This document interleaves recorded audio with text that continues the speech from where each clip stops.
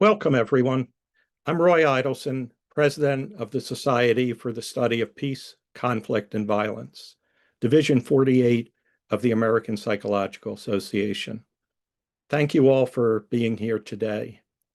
At the outset, I want to emphasize that I am speaking only for myself and that I'll be sharing my own perspective and opinions on the issues I'll be discussing. I am not speaking on behalf of Division 48 or any other individual or group. Please post your questions and comments in the Q&A box below, and hopefully I'll get to at least a few of them near the end of the hour. Now, let's see if I can successfully share my screen.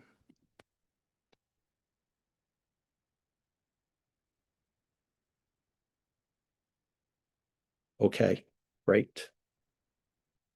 We are meeting today amid an alarming constellation of global trends, including the burgeoning repression of human rights, escalating threats to vulnerable groups, and the rise of authoritarian leaders who seemingly take pleasure in the pain, cruelty, and humiliation they inflict on those they deem to be lesser, disposable, and exploitable for political and financial gain. Almost 60 years ago, one of Reverend Martin Luther King Jr.'s final speeches, just months before his assassination, was at the APA convention in 1967. In part, he told the assembled psychologists this, quote, "On some positions, cowardice asks the question, is it safe? Expediency asks the question, is it politic?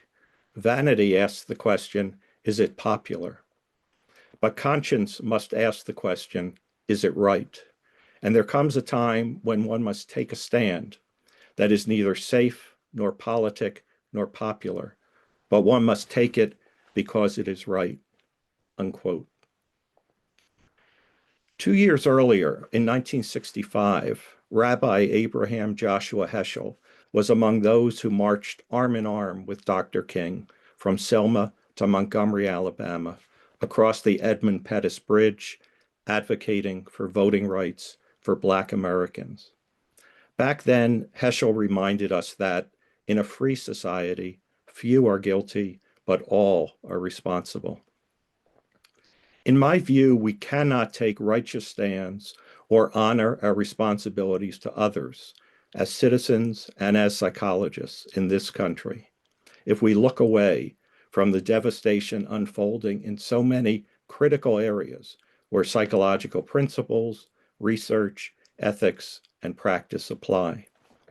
Consider these examples. The heartless offensive against the right to health care, including cuts to Medicaid, misinformation about vaccines, and the defunding of medical research. The racism-fueled attacks on the principles and policies of diversity, equity, and inclusion, which will subvert progress toward greater opportunity for marginalized and disadvantaged groups. The implementation of a cruel and brutal program of mass deportations, one that traumatizes immigrants while tearing apart families and futures. The reckless, greed-driven, let-it-all-burn onslaught on the environment, denying climate change, accelerating pollution, and abandoning conservation. The pursuit of restrictions on voting rights that will deprive millions of the opportunity to fully participate in elections that are central to the preservation of democracy itself.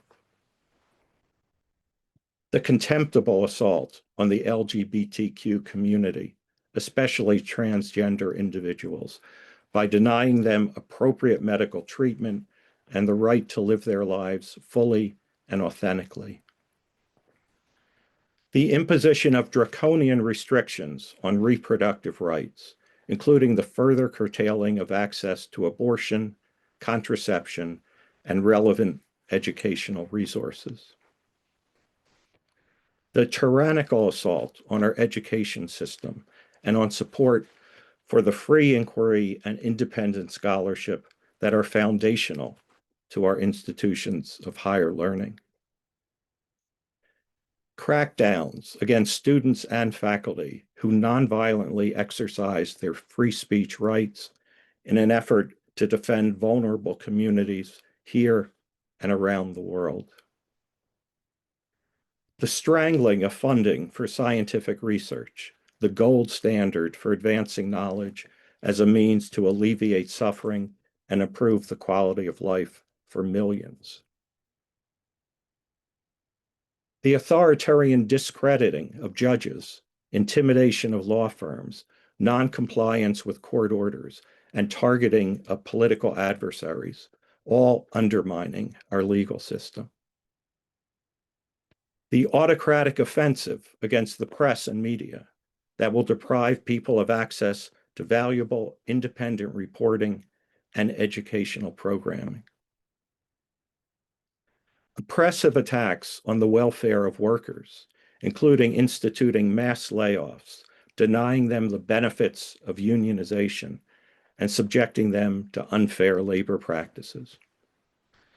And the disruption of trust and cooperation with international allies and institutions, thereby threatening crucial treaties, blocking access to humanitarian aid, and encouraging heightened militarism and lawlessness around the globe.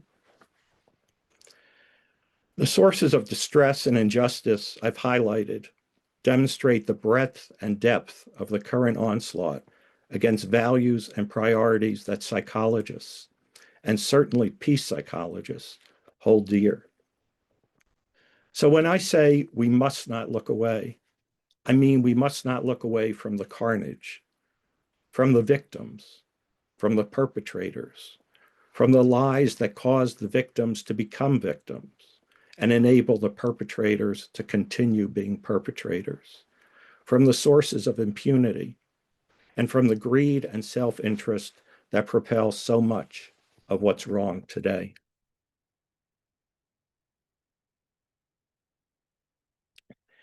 Anyone who has not been looking away for the past 23 months will realize that all of these markers have been part of Israel's assault on the Palestinian people in Gaza ever since the Hamas-led attacks in Israel on October 7th, 2023, when almost 1,200 civilians and soldiers were killed and 250 were taken hostage. No account of what I say here today can legitimately claim that I failed to acknowledge or condemn the atrocities committed that day, or that I chose to minimize the horrors and the deep and lasting fear and trauma they have caused so many. I acknowledge them, I condemn them, and I do not minimize them. But I do not pretend that the Palestinian people haven't suffered under a dehumanizing system of apartheid and an immiserating, unlawful occupation for decades. Almost 60 years ago, immediately after the 1967 Six-Day War, Amos Oz, the distinguished Israeli author and intellectual, wrote, quote, "Even an enlightened and humane and liberal occupation is an occupation. I fear for the quality of the seeds we sow in the near future in the hearts of the occupied. More than that, I fear for the seed that is being sown in the heart of the occupiers, and the first signs are already recognizable now." Unquote. I also do not avoid the term genocide in describing Israel's unconscionable response to October 7th. Far more authoritatively, neither do an overwhelming and steadily increasing number of distinguished genocide scholars and human rights groups. One of those scholars is Israeli-American historian and former IDF soldier Omar Bartov. Earlier this summer, he wrote in the New York Times, quote, "My inescapable conclusion has become that Israel is committing genocide against the Palestinian people," unquote. So, as tragic and nightmarish violence overtakes so many regions of the world today, from Sudan to Ukraine to Myanmar to Kashmir and well beyond. Some may sincerely ask why, as a peace psychologist, I choose to bring heightened attention to Israel and Palestine in particular. I want to offer 5 specific reasons. But before doing so, I'll note that because of some unique and deeply disturbing dynamics, which I'll describe shortly, in my opinion, it is Israel and Palestine that confront the American Psychological Association with both its greatest challenge and its most significant moral test today.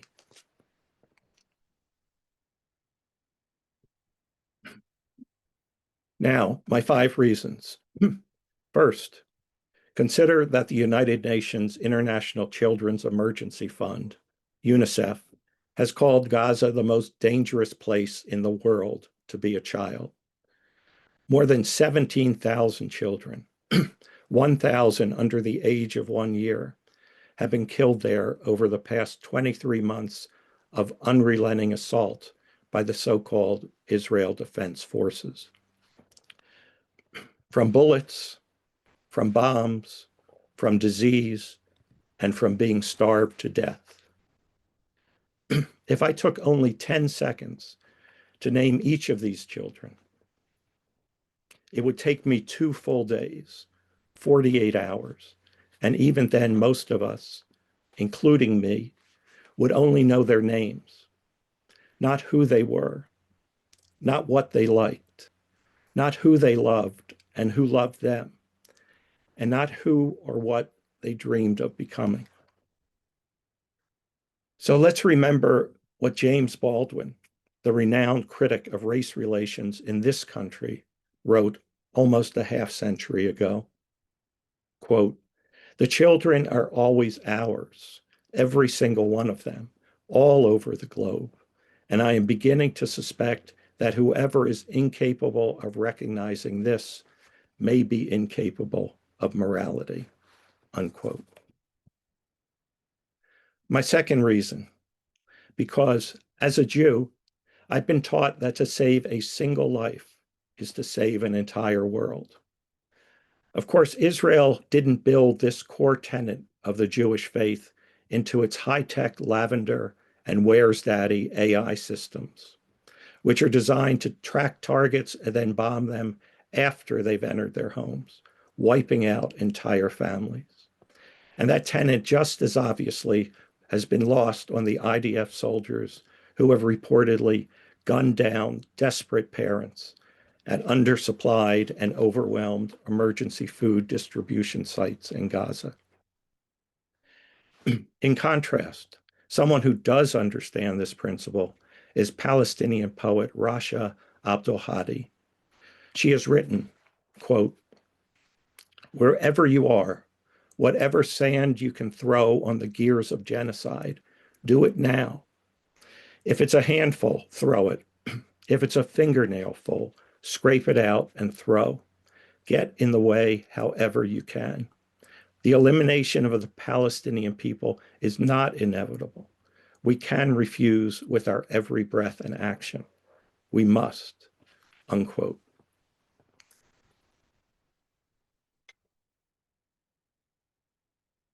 And there is this, excuse me, from Jewish Israeli historian Yuval Harari, quote, "Judaism never faced a catastrophe like we are dealing with right now, which is a spiritual catastrophe for Judaism itself.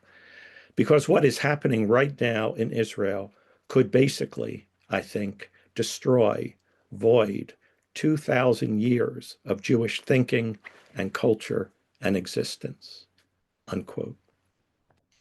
My third reason, because in important ways, what has happened and is happening in Gaza and the West Bank is a microcosm of so much that's profoundly wrong today. That's why it's central to movements for social justice and liberation around the world. Francesca Albanese, the courageous UN Special Rapporteur on the situation of human rights in the Palestinian territories occupied since 1967, has described this better than I can, writing, "Palestine is a mirror held up to the world's moral and political failures." And so has American political activist, professor, and author Angela Davis, who has said, "We deposit our dreams in Palestine."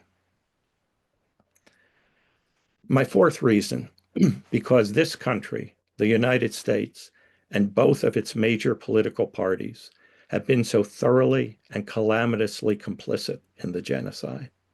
How?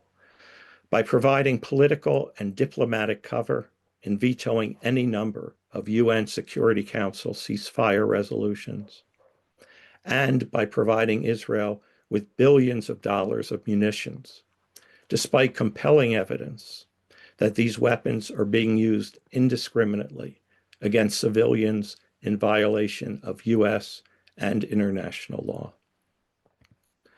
Crystal Two Bowles, the executive director of Honor the Earth, has noted with bitter irony that the military weaponry the United States provides to Israel includes Apache and Black Hawk helicopters, named after indigenous peoples that were subjected to genocide in this country. Meanwhile, the US mainstream media doesn't deserve a free pass. It certainly bears significant responsibility as well. And my fifth reason, because as psychologists, most of us have core commitments to providing healthcare or education or both.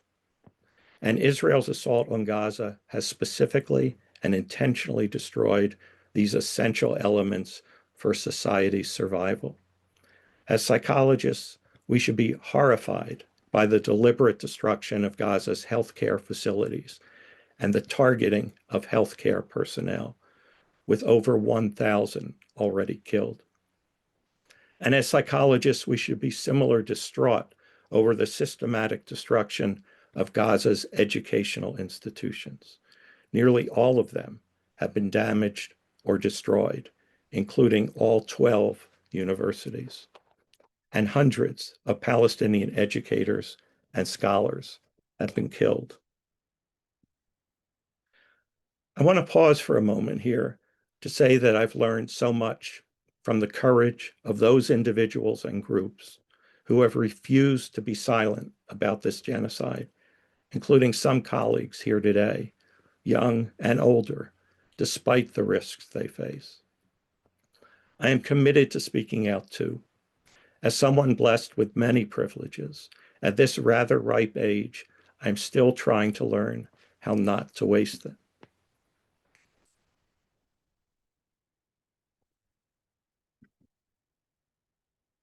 So then what happens when you speak publicly about the painful truth of genocide in Gaza?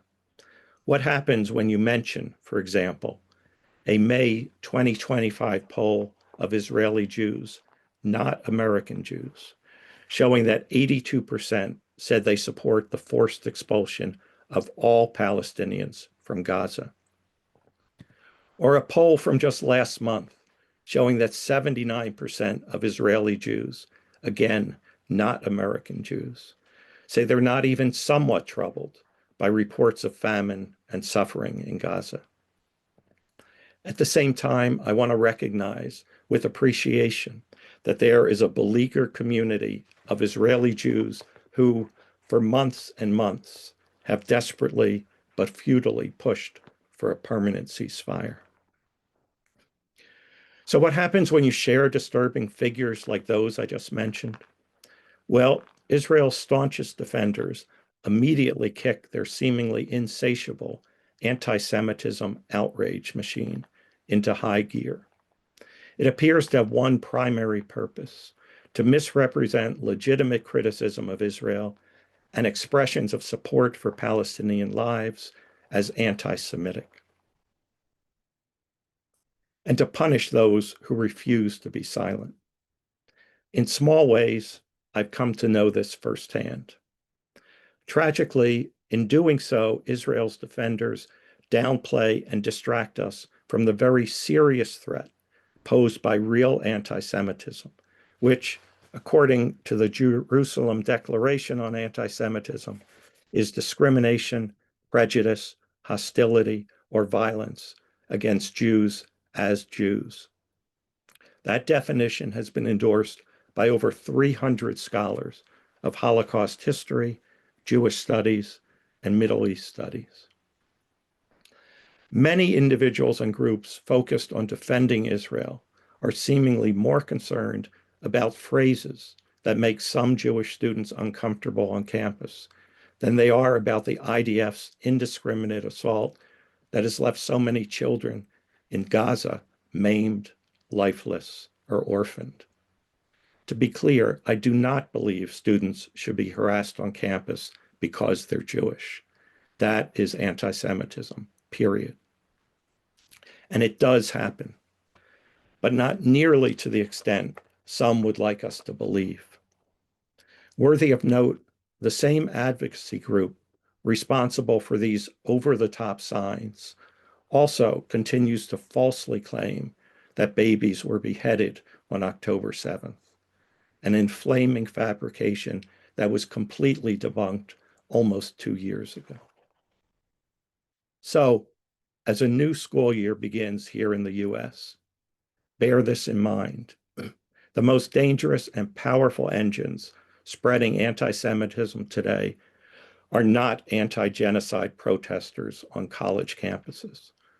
No, they are the white Christian nationalists, the neo-Nazis, and the government of Israel itself, which insists that its horrific actions in Gaza are being taken on behalf of all Jews around the world. To which I join many other Jews in saying, not in our name. In fact, according to recent polling, a representative sample of American Jews recognizes that anti-Semitism is a greater threat from the political right than the political left. A majority of American Jews also describe Donald Trump himself as anti-Semitic. Perhaps they remember when Trump said some of the white supremacists marching through Charlottesville, Virginia, chanting, "Jews will not replace us," were, in his words, very fine people. Most American Jews also oppose the Trump administration's duplicitous agenda in which universities are threatened with defunding and protesters with abduction in the guise of fighting anti-Semitism. They realize that these actions are more likely to increase rather than decrease anti-Semitism.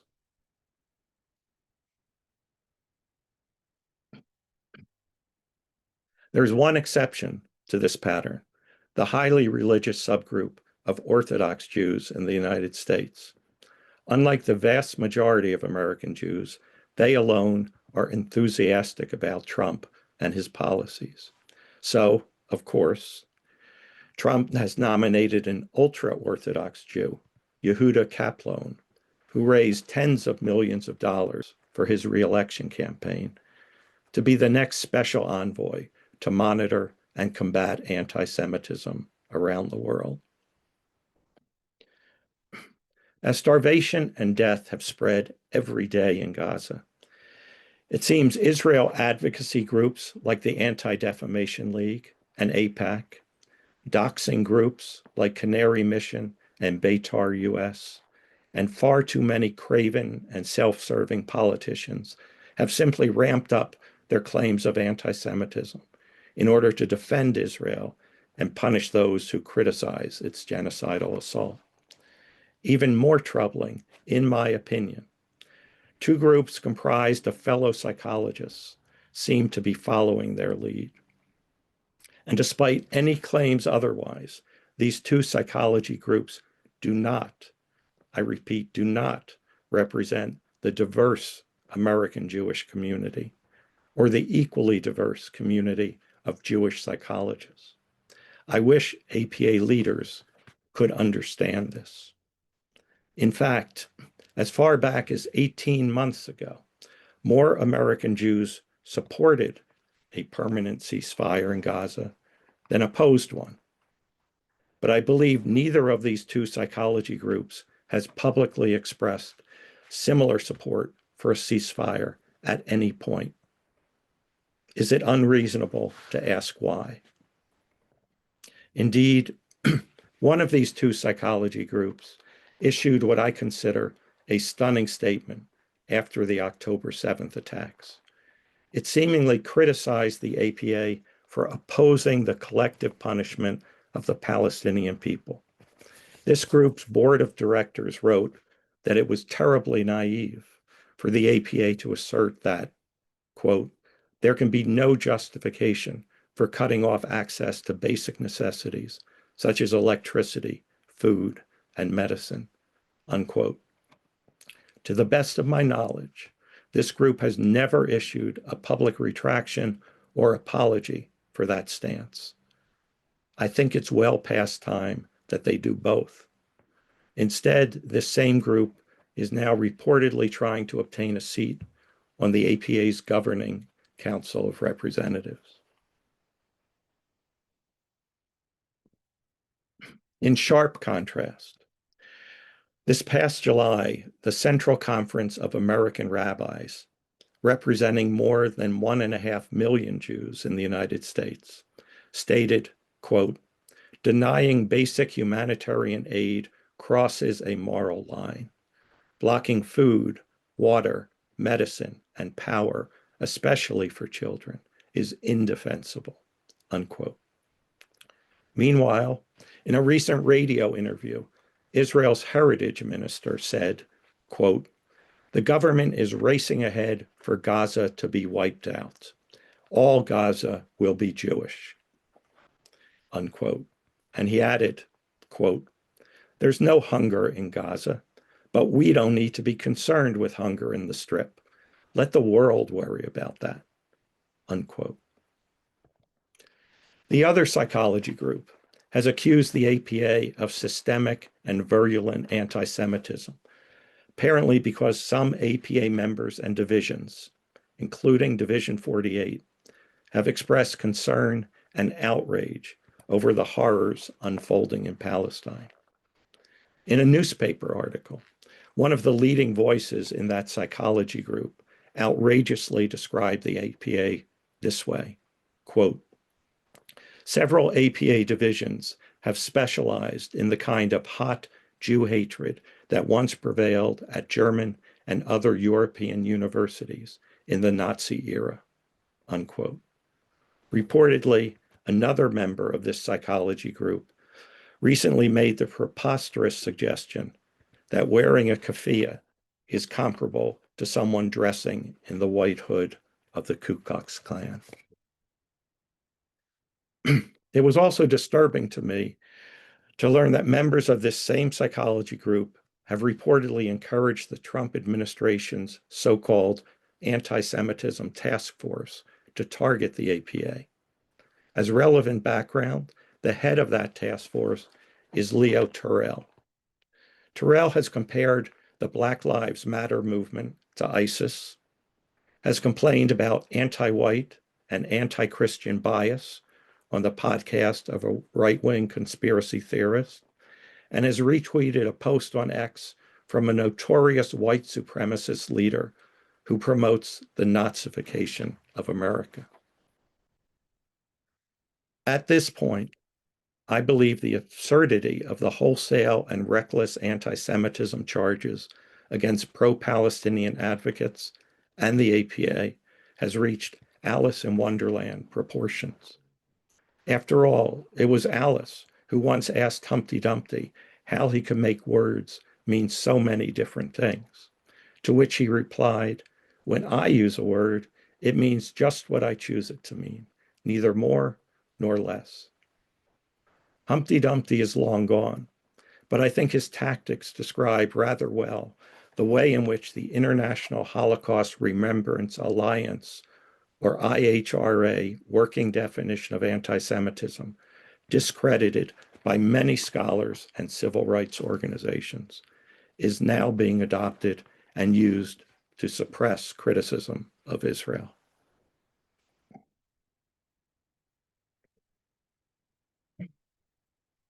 Decades ago, George Orwell also had a few things to say that are relevant here, including this, quote, "The great enemy of clear language is insincerity.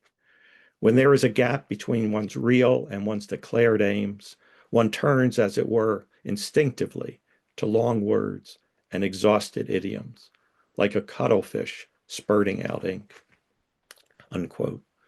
Recall, too, the so-called Ministry of Truth's motto in Orwell's classic novel, 1984.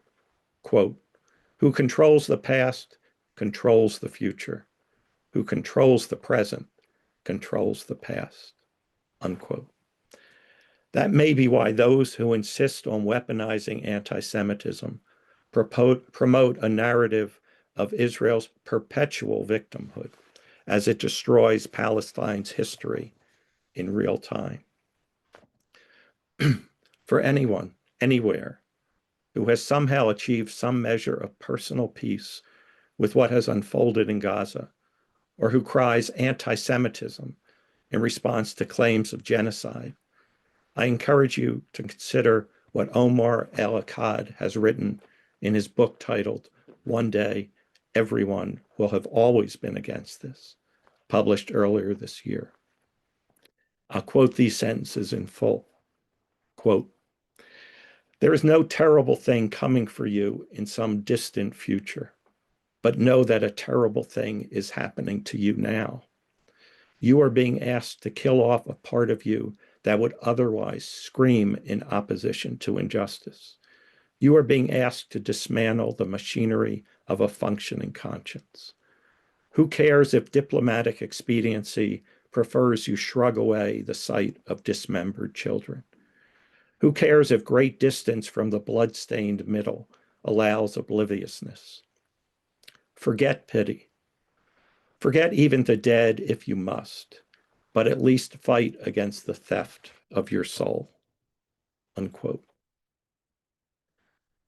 I strongly believe that APA's leadership should not allow itself to be bullied and intimidated into submission by those who seemingly, in my opinion, want everyone to look past what has become the first ever live-streamed genocide. Only time will tell what path APA leaders will take. But if they were to ask me, I'd recommend an immediate and overdue public statement that communicates four things, none of which should be controversial for an organization committed to human rights and human welfare. First, that the APA rejects the accusations of systemic and virulent anti-Semitism within the APA and its divisions. Second, that the APA affirms that neither criticism of Israel nor support for Palestinian rights is intrinsically anti-Semitic. Third, that the APA strongly opposes efforts aimed at silencing or punishing pro-Palestinian advocacy within the APA and beyond. And fourth, that the APA condemns racism in all its forms, including discrimination, prejudice, hostility, or violence toward Jews, Muslims, Arabs, and Palestinians as Jews, Muslims, Arabs, and Palestinians. The APA's own history offers reasons for both hope and skepticism as to whether it will now rise to the occasion. As some of you may know, I was among the so-called dissident psychologists. Some of us resigned as APA members roughly 20 years ago. Recalling that period now, following the terrorist attacks here of September 11th, 2001, the US government, led by George W. Bush, Dick Cheney, Donald Rumsfeld, among others, unleashed the so-called War on Terror. It was propelled by vengeance, with utter disdain for human dignity and international law. In short order, a central component became the abuse and torture of thousands of Muslim men and boys in US custody. The APA's leadership faced a key decision back then, as it does now. The organization could have joined other human rights-focused groups by strenuously and publicly opposing the way this war was being prosecuted, especially given the fundamental do no harm principle of our profession. But that was the proverbial road not taken. Instead, APA's leaders seemingly embraced the war on terror as an opportunity to expand the roles and lift the stature of psychologists at a time of national crisis. As a result, it took years of dissident activism within our profession before APA leaders finally took meaningful steps to oppose the involvement of psychologists in abusive and torturous U.S. war on terror, detention, and interrogation operations.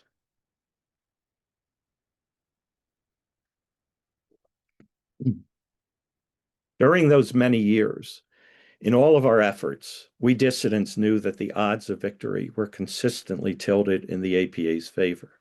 We were volunteers with very limited resources compared to the deep pockets and staffing available to the APA and its powerful allies, the Department of Defense and the intelligence community. We also lacked the enormous megaphone available to the APA's leaders.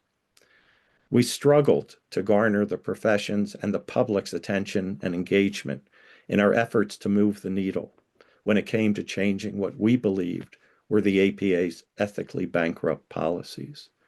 At the same time, we realized that our only chance to eventually bring reform and accountability to the APA was to constantly maintain the pressure for change as best we could. For years, when they responded at all, the responses we received from APA leaders and representatives of the military intelligence establishment were typically hostile, harsh, sometimes threatening, and all too often aimed at discrediting us. In one instance, we were seemingly compared to the Dementors of Harry Potter fame. For those of you who don't know, and I didn't, I had to look it up, these Dementors are frightening cloaked figures who feed on human happiness. We also faced ethics complaints, a defamation lawsuit, and efforts to keep our scholarly publications out of APA journals. But we persisted because we knew the stakes were high, not only for the victims of abuse and torture, but also for the future of the profession of psychology. And we ultimately succeeded to a significant degree. I believe there are some lessons from that era that are still worth remembering today for everyone. Back then, in my opinion, APA leaders chose expediency, opportunism, and misrepresentations of fact over ethical action. And the consequences were tragic. A full generation has passed since those earliest days after 9/11. And I think the APA has made important progress on multiple fronts in the intervening years. But in certain ways, the core problem seemingly persists.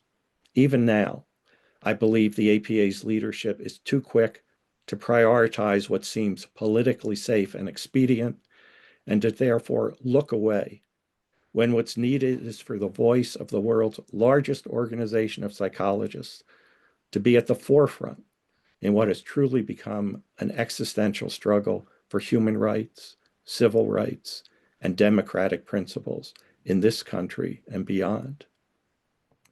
Time does not allow me to go into detail in offering examples of what I consider to be the APA's current shortcomings in this context, despite the many brilliant, dedicated, and ethically driven psychologists and graduate students among its members, including some who are thankfully here today. But instead, I'll just note several things briefly. For me, the APA's press releases, as of last month, these were the three most recent I found, too often seem to reflect a troubling disconnect from what's actually happening in the world.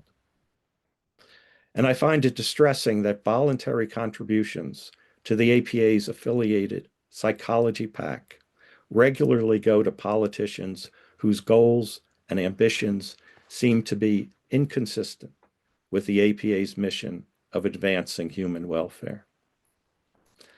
And I find it discouraging that just over a year ago, nearly a third of APA's Council of Representatives voted against a ceasefire statement in Gaza. One council member recommended that the vote be postponed for another 6 months. And when the resolution passed, of course, it was condemned by some as anti-Semitic. Meanwhile, APA's leadership has done precious little to follow up on the call for a ceasefire in meaningful ways. And at last month's annual convention, APA's governing council couldn't even muster the 2/3 vote necessary to add an item titled Reaffirming APA's Commitment to Human Rights and Free Speech to the agenda. What was wrong with the statement? Well, it drew attention to the humanitarian crisis in Gaza, and it expressed opposition to bigotry in all its forms, including anti-Muslim hatred and anti-Arab and anti-Palestinian racism. And it expressed support for nonviolent advocacy directed towards safeguarding human life. Draw your own conclusions about why nearly 40% of council members didn't even want to take the chance that this statement might be voted on and approved. I realize that the APA is far from unique in falling short, in my view, in honoring its core humanitarian commitments when confronted by political, economic, or reputational pressures from the powers that be. The network of professional associations and other civil society organizations all have an essential role to play. Collectively, we give these groups power, privileges, and the public trust. In exchange, we count on them to stand up and assertively oppose government overreach, corruption, and misconduct that serves the interests of the few at the expense of the many. When these groups abandon these responsibilities, their betrayal can have dire consequences for almost everyone. History leaves little doubt about that.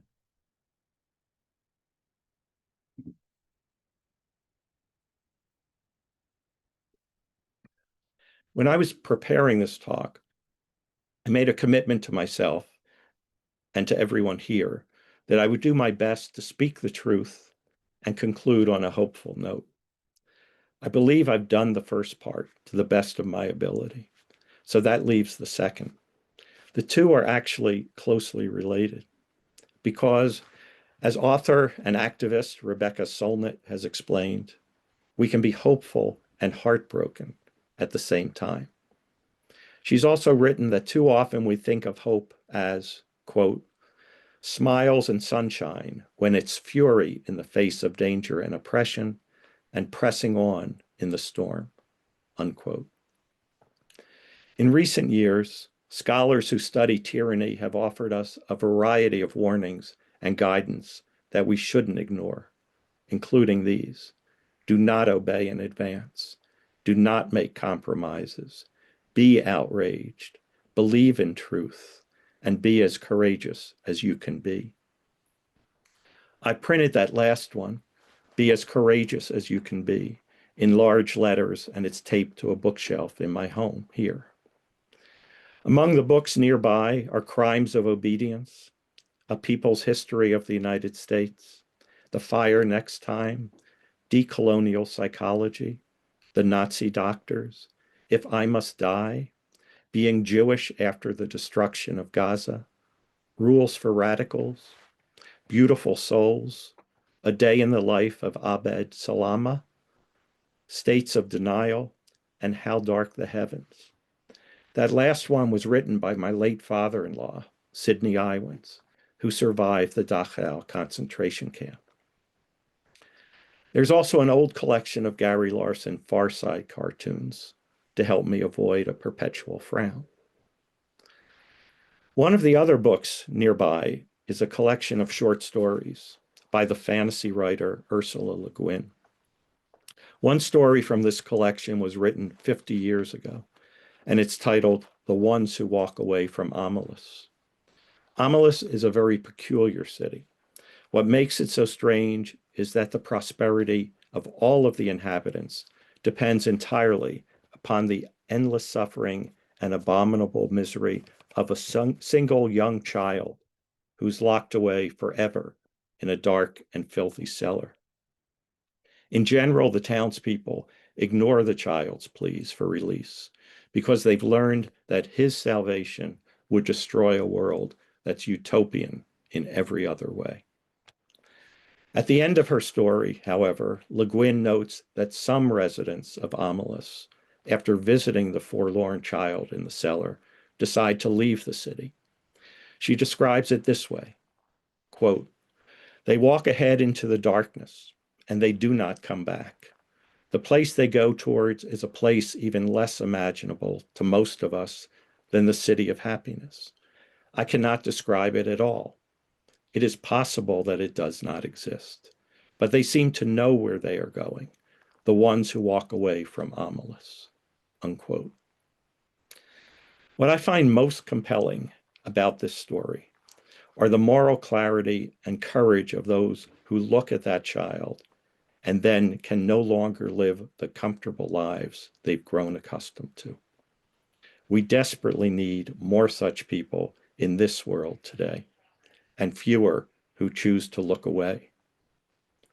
I want to emphasize that resistance can take many different forms, including some that have not been the focus of much psychological research.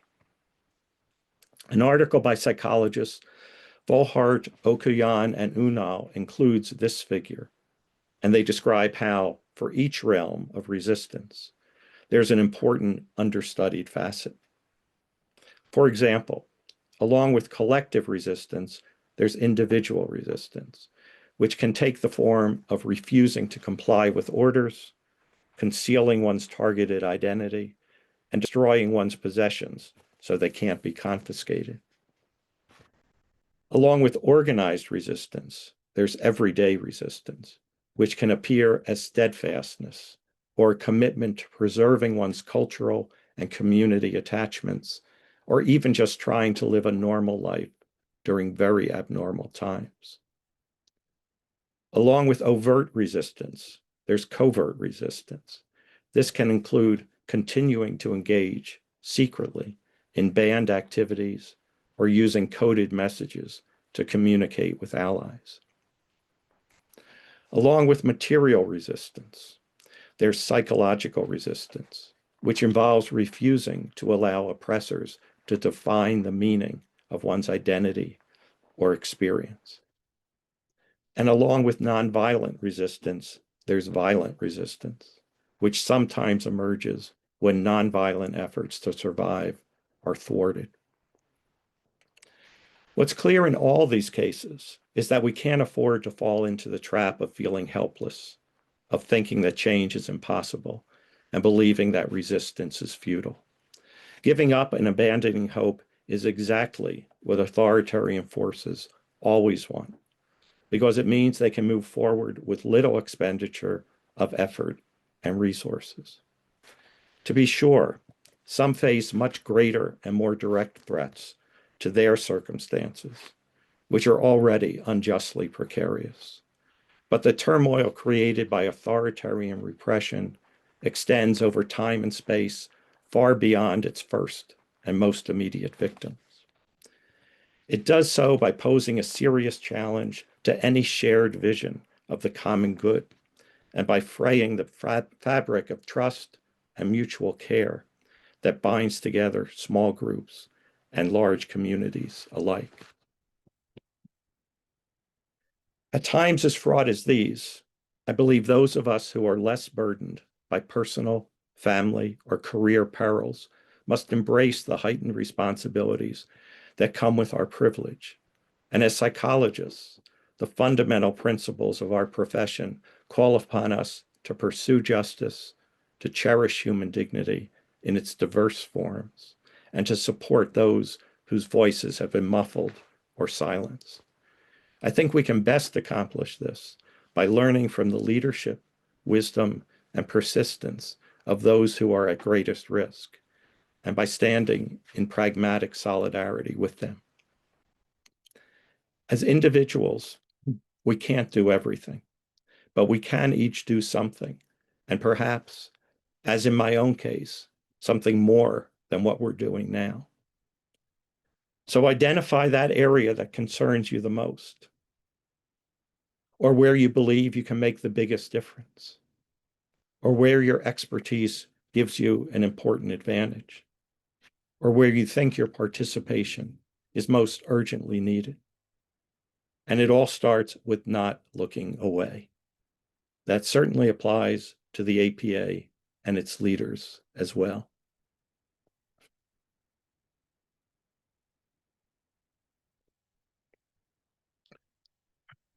I'll conclude with this.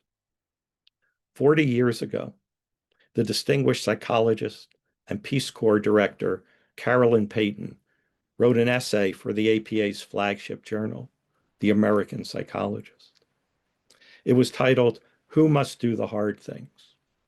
Dr. Payton argued that, quote, to view psychology as a science devoid of social implications or responsibilities will not advance our profession, but will rather lead to its demise, unquote. She concluded by answering the question posed in the essay's title, who must do the hard things? Her answer, those who can. And then she followed this with a related question, who must do the impossible things? Payton's answer, those who care. That brings my presentation to a close. I'll add, though, that if you're not a member of Division 48, we'd love to have you join us. You don't have to be an APA member in order to join our society. You don't need to be a psychologist either, just someone with a serious commitment to the pursuit of peace with justice. You can join online at peacepsychology.org, and your membership will extend through all of 2026.